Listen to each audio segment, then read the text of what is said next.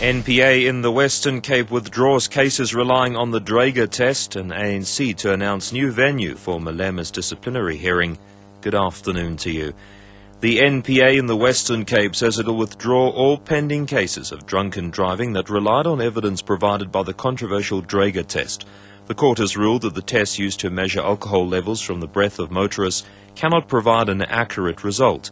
This has led to the acquittal of a Cape Town motorist on a drunken driving charge.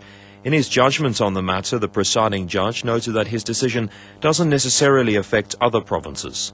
NPA advocate Billy Downer. An operator's manual has to be redone and training has to be tweaked, if not revamped, to make sure we have properly operated people who operate in accordance with what the judge now wants. And then also the recording and the safekeeping of the machinery has to be looked at very carefully to make sure that when we come back to court with the next case, we can say that this machine that was used was kept safely, it was operated properly by the properly trained people.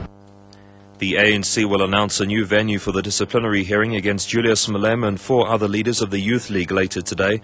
Spokesperson Keith Causer says they're meeting to finalize the decision. He says the party has dropped plans to keep the location for the 4-day hearing secret because there's a risk of supporters will still demonstrate outside the Thule House in Johannesburg. Causer says the party will use a venue outside the CBD. Malema will appear before the National Disciplinary Panel on Sunday. Malema and 5 other league officials are charged with bringing the ANC into disrepute and dividing the party. COSATU says it's concerned the Swazi government is not likely to pay back the 2.4 billion rand loan the South African government has granted it. The Labour Federation briefed the media in Johannesburg. COSATU says the bailout should have had conditions to make sure the money benefits the people of Swaziland and not just the Swazi royal family.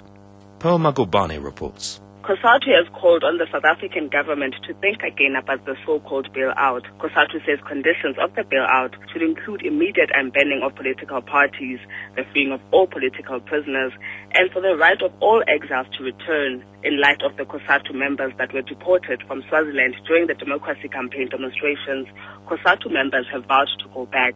Meanwhile, a picket is being held outside the Reserve Bank in Johannesburg in support of a democratic Swaziland.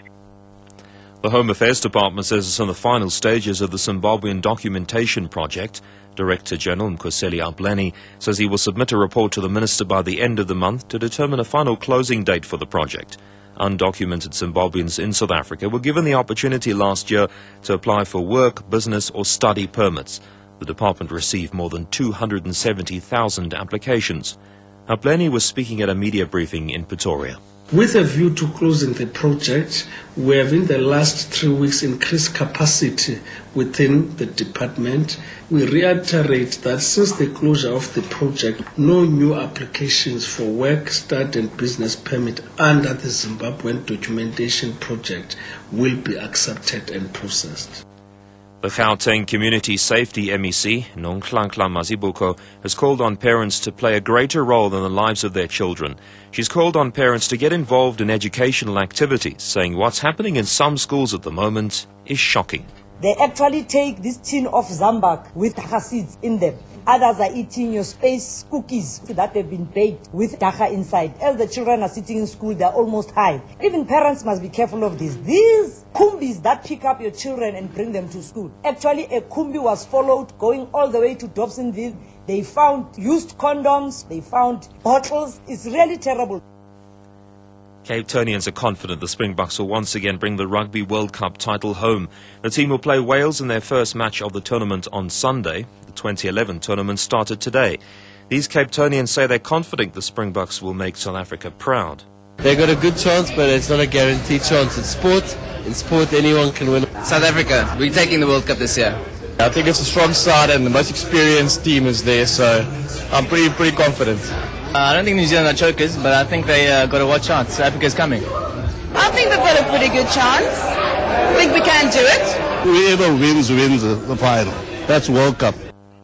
The top story, the NPA in the Western Cape says it will withdraw all pending cases of drunken driving that relied on evidence provided by the controversial Draeger test. For more news on your mobile phone, go to www.sabcmobile.co.za/news. PM Live with Tepiso Makwetla and Glenn Lewington. Thank you, Gregory.